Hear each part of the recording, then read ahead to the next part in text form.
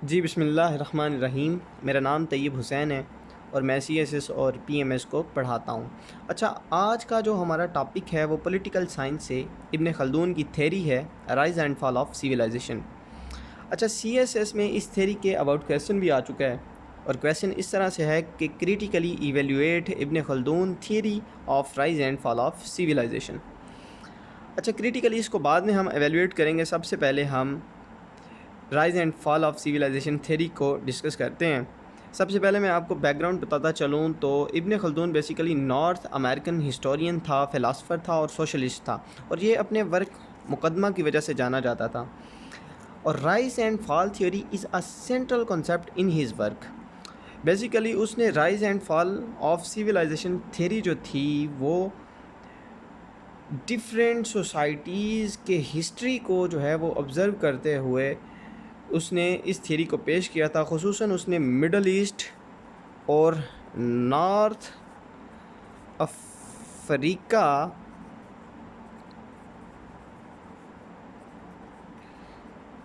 की various societies की history को ऑब्ज़र्व करते हुए इसने rise and fall of civilisation theory को पेश किया था। इस थ्योरी में वो कहता है कि इब्न खल्दून कहता है कि साइकिल जो है बेसिकली जो हमारी सोसाइटी है, सिविलाइजेशन है, वो गो थ्रू होती है डिफरेंट स्टेजेस से। मतलब क्या है कि सोसाइटी जो है वो शुरू में जो है वो परवान चढ़ती है, फिर आस्ता आस्ता वो पीक लेवल पे चली जाती है और फिर क्या हो जाती है, डिक्लाइन हो जाती है। तो इस थ्योरी में वो बेसिकली बात करता है कि इब्न खल्दून के मुताबिक जो एक साइकिल है वो शुरू होता है बेदुअन से, मतलब ट्राइबल सोसाइटी।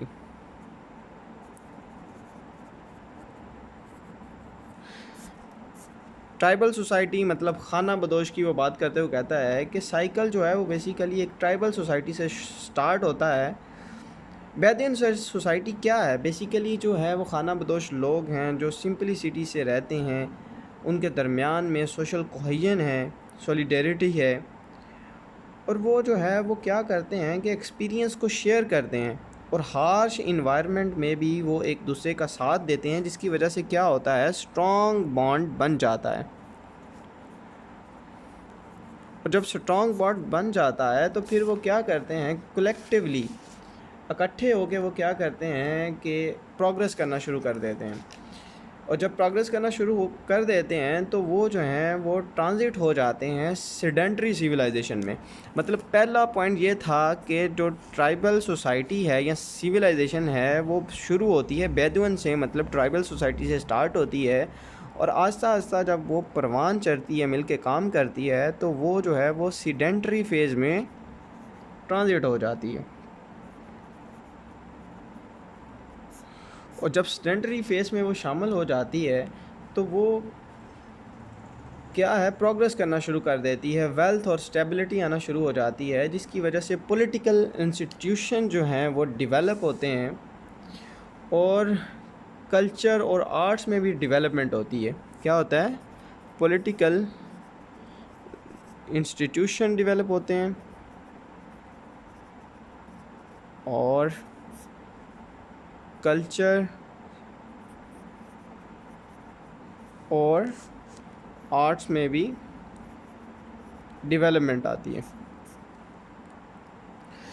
ताहम जैसे जैसे वक्त गुज़रता जाता है, with the passage of time, जो रूलिंग एलीट है, मतलब ये है, वो ये कहना चाहता है बेसिकली कि ट्राइबल सोसाइटी शुरू में क्या होती है कि वो हम आहंग होती है, उनमें सोशल कोहेजन होती है, और वो मिल के जो हैं वो शेयर्ड करते हैं एक्सपीरियंस को, वो मिल के जो हैं वो किसी भी किस्म के प्रॉब्लम को मिल के सॉल्व करते हैं, तो वो एक स्ट्रॉन्ग सोसाइटी बन जाती है, स्ट्रॉन्ग बॉन्ड उनके दरमियान में बन जाता है। जब स्ट्रॉन्ग बॉन्ड बन जाता है फिर वो जो है वक्त के साथ साथ जो है वो सीडेंटरी फेस में जो है वो मूव कर जाते हैं। स्टेंटरी फेस में वो क्या है, सीडेंटरी फेस में क्या है कि वो प्रोग्रेस करना शुरू करते हैं, उनके पास वेल्थ आ जाती है, उनके में स्टेबिलिटी आना शुरू हो जाती है, और वो जो है वो एक ग्रोथ की तरफ मूव करना शुरू कर देते हैं। जैसे जैसे प्रोग्रेस होती है, डिफरेंट इंस्टीट्यूशन की डेवलपमेंट होती है, लाइक पॉलिटिकल इंस्टीट्यूशन डेवलप होते हैं, फिर उसके बाद जो है वो डेवलपमेंट आती है कल्चर और आर्ट में। With the passage of time जब ये सारी चीज़ें आ जाती हैं तो जो रूलिंग एलीट होते हैं सेडेंटरी सिविलाइजेशन के, वो जो हैं वो उनका जो फोकस्ड है वो लग्जरी लाइफ की तरफ चला जाता है।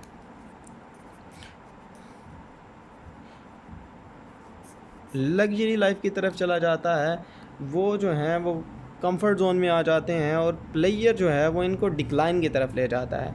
कहने का मतलब ये है कि उसने बेसिकली इस थ्योरी में rise and fall of civilisation में उसने कहा है कि सोसाइटी जो है वो डिफरेंट स्टेजेस से गो थ्रू होती है। मतलब सोसाइटी क्या होती है, ग्रो होती है, सोसाइटी की ग्रोथ होती है। नंबर 2 पे पीक पे सोसाइटी जाती है एंड एट दी एंड वो कहता है कि सोसाइटी जो है वो डिक्लाइन हो जाती है। तो क्या बात करता है कि बेसिकली सिविलाइजेशन स्टार्ट होती है बेदुइन से, यानी ट्राइबल सोसाइटी से।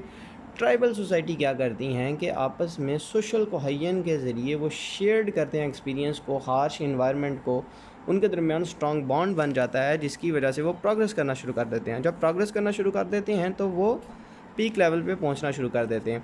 पीक लेवल पे जो आते हैं तो डिफरेंट इंस्टीट्यूशन की डेवलपमेंट होती है। जब वेल्थ और स्टेबिलिटी आती है तो पॉलिटिकल इंस्टीट्यूशन डेवलपमेंट होती है, फिर उसके बाद डेवलपमेंट होती है कल्चर और आर्ट्स में। और जैसे जैसे वक्त गुजरता जाता है तो ये जो सिविलाइजेशन है ये इनका फोकस जो है वो लग्जरी लाइफस्टाइल की तरफ चला जाता है कि कंफर्ट जोन में आ जाते हैं। और जो ये प्लेयर होता है ये जो है वो इनको डिक्लाइन की तरफ ले जाता है, जिसकी वजह से डिक्लाइन आता है मोरल वैल्यूज़ में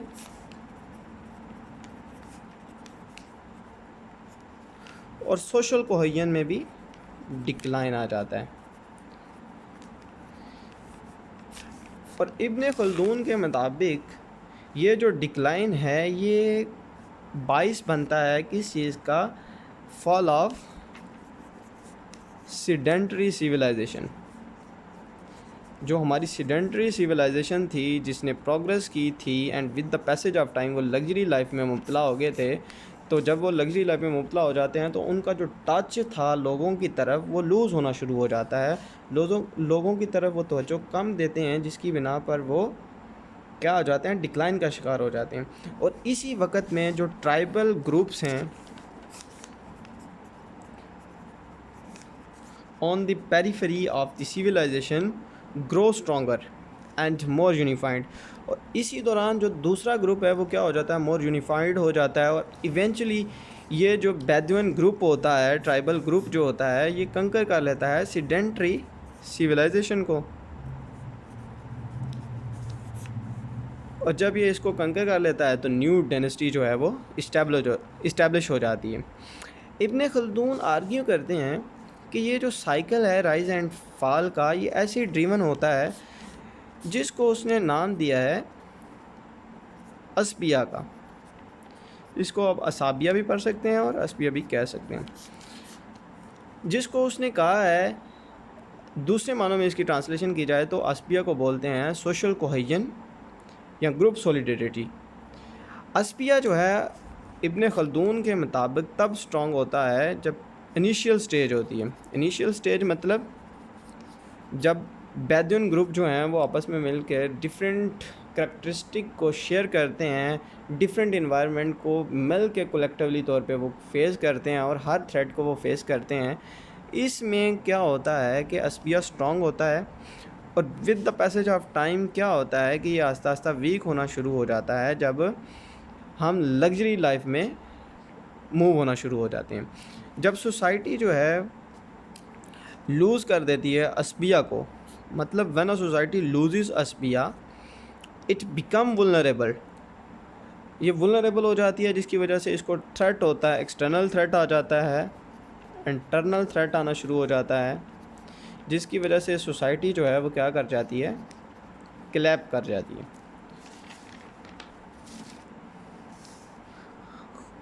अब हम बेसिकली ये एक कोर थीम था जो rise and fall of civilisation का, मैं आपको दोबारा से समझा देता हूँ कोर थीम क्या था। Core theme rise and fall of civilisation का ये है कि सोसाइटी ग्रो होती है। जब ग्रो होती है तो इनके दरमियान में सोशल कोहेजन डेवलप होती है। ये डिफरेंट करेक्टरिस्टिक को शेयर करते हैं, तो इनके दरमियान जो बॉन्ड है वो स्ट्रॉन्ग हो जाता है। With the passage of time जब ये मूव करते हैं प्रोग्रेस की तरफ, तो क्या है, ये पीक लेवल पे पहुंच जाते हैं। तो पीक लेवल पे पहुंचते हैं तो इनके पास वेल्थ बहुत ज़्यादा आ जाती है, इनमें स्टेबिलिटी आना शुरू हो जाती है। और जब ये सारी चीज़ें आ जाती हैं तो क्या आते हैं, डिफरेंट इंस्टीट्यूशन की डेवलपमेंट होती है, लाइक पॉलिटिकल इंस्टीट्यूशन डेवलपमेंट होती है,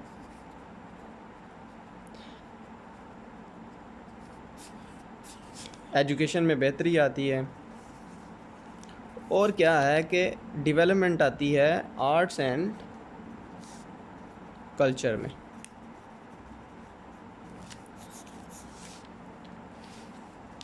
फिर क्या होता है, जो ही वक्त गुज़रता जाता है तो ये जो रूलिंग क्लास है यानी एलीट क्लास लोग हैं, ये जो हैं वो लग्जरी लाइफ में इंडल्ज हो जाते हैं। ये प्लेयर में आ जाते हैं, जिसकी वजह से जो है वो सोसाइटी डिक्लाइन का शिकार हो जाती है। इनका जो टच है या लोगों के साथ इनका जो सलूक था या लोगों के ऊपर इनकी तवज्जो थी वो कम हो जाती है, जिसकी वजह से आस्ता आस्ता सोसाइटी डिक्लाइन हो जाती है। और एट द सेम टाइम, उसी सेम टाइम पे जो ट्राइबल ग्रुप होता है on the periphery of the civilisation, वो स्ट्रॉन्गर होना शुरू हो जाता है और वो मोर यूनिफाइड हो जाता है। और आखिरकार ये जो बेदुइन ग्रुप्स होते हैं ये कन्कर कर लेते हैं सेडेंटरी सिविलाइजेशन को और न्यू डायनेस्टी को इस्टेब्लिश करते हैं। अब हम क्रिटिकली इस थ्योरी को एवेल्यूएट करते हैं, जो कि CSS में भी इसके रिलेटेड क्वेश्चन आया हुआ था। Evaluate Ibn Khaldun theory.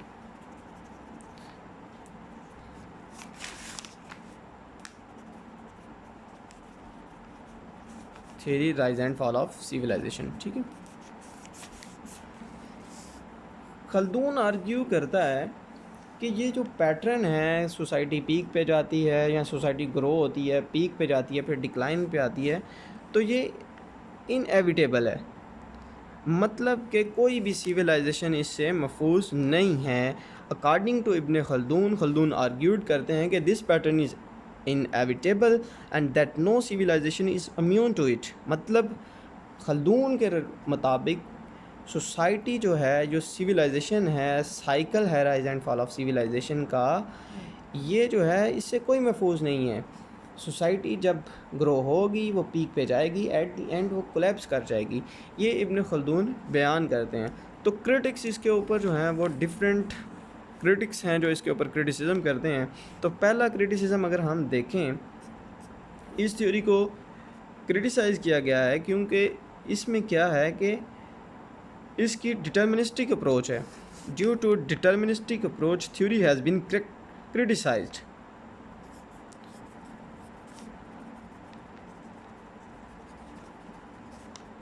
Deterministic approach की वजह से थ्योरी को क्रिटिसाइज़ किया गया। मतलब क्या है, मतलब इब्न खल्दून कहता है कि जो डिक्लाइन है जो और कोलैप्स है सिविलाइजेशन का, ये इनएविटेबल है। और जब एक दफ़ा सोसाइटी जो है वो पीक लेवल पे पहुंचेगी, इट्स डाउनफॉल इज़ इनएविटेबल।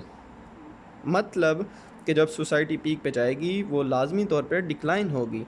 तो इसका मतलब ये हुआ कि ये जो अप्रोच है ये ह्यूमन एजेंसी की जो पॉसिबिलिटी है उसको इग्नोर करता है, या जो ह्यूमन के अंदर एबिलिटीज़ है टू टैकल दी प्रॉब्लम्स को फेस करने की, टैकल करने की, उसको ये जो अप्रोच है ये इग्नोर करती है। ये हो गया फर्स्ट क्रिटिसिज्म।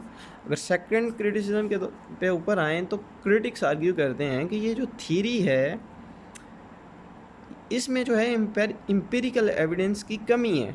मतलब वो कहते हैं लैक ऑफ एम्पिरिकल एविडेंस। वो कहते हैं कि ये जो थ्योरी है ये ज़्यादातर हिस्टोरिकल ऑब्जर्वेशन के ऊपर बेस करती है, तो इसलिए इसमें लैक ऑफ एम्पिरिकल एविडेंस है। नंबर 3 पे theory has been criticised for its Eurocentrism. मतलब ये है कि इब्न खल्दून जो था उसका ज़्यादातर जो वर्क का जो फोकस था वो इस्लामिक सोसाइटी के ऊपर था।